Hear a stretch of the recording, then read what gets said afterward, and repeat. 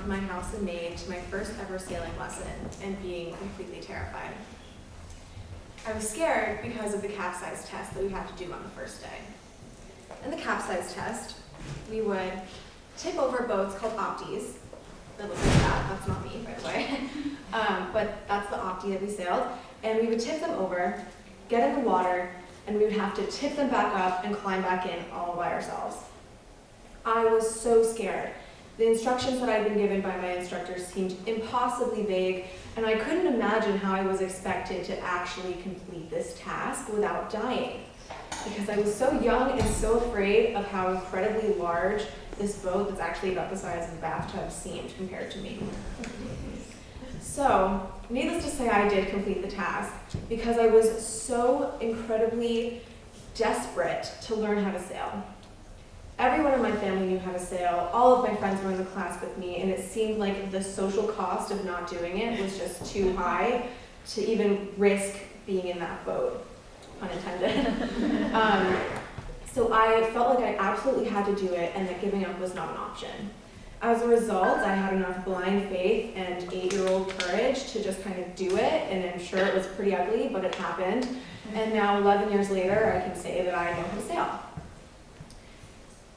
So, looking back on this experience now, I've realized that it was one of the first times when I've had to tangibly confront my fears. I didn't know what to do, I didn't know what the result would be, and I just kind of had to go with it and persevere and hope that it would be okay. Now, the consequences of failing would not have been that dire, but in the moment they felt like they were. And feeling that kind of fear allowed me to push my boundaries and discover something new about myself and use the courageous skills that I didn't know I had. Now, a few weeks later, there was a really windy day in the cove, and I was very scared. I was sailing with a partner. That's how we started out, with sailing with 2 people in those tiny boats. Kind of a mess. But as soon as we got out into the harbor, things kind of fell apart. My partner was a good friend of mine, but she hadn't quite developed her sea legs yet. And when the breeze started to pick up, she had a freak out. She had a total meltdown, and she started crying and screaming and jumping out of the boat and basically swamping the boat, and I was really, really scared. Not only was the wind really scary and it was kind of stormy out and the water looked really dark, but my partner was freaking out and I didn't know what to do. Our instructors were off helping other people who were actually in trouble and needed more help than we did. And I felt like I was the only person there in the entire world. Now, I was very scared, as I said, but I definitely wasn't as scared as my partner. And so in that moment, as an 8-year-old, it was up to me, I felt, to kind of take control of the situation, pull us up by our collective bootstraps, and make the situation work. I didn't know how, but I knew that getting upset and having a meltdown of my own would not help the situation, and so it just wasn't an option. Moving forward and keeping going through this awful, awful situation that I swore was the worst day of my life was the only possibility that I had. And now again, upon reflection, years later, that I didn't have the opportunity to do at age 8, I realized that that was one of the first times that I had to act as a leader in a situation where I wasn't an authority figure at all. And so being able to have those situations where I felt like I didn't have the option to fail, it really allowed me to develop these skills of perseverance and strength that I didn't know that I would need later on, but that I really, really have. About a year later, the next summer, I learned how to sail by myself. I was so ready. I was 9, and when you're 9, there's very little independence in your life. Everything is curated for you. Your parents, your teachers, your instructors, your friends, your family, everybody's telling you what to do. You don't really have any individuality or any agency. So when my 16-year-old sailing instructor pushed me off the dock by myself for the first time and said, "Go," I was thrilled. I felt so mature, so responsible. I couldn't imagine ever doing it with a partner again because I was having such a good time just by myself. And I felt so strong and so independent. I was able to set my own path, literally and figuratively, and I succeeded. And it was amazing to feel that kind of strength and power when you're 9.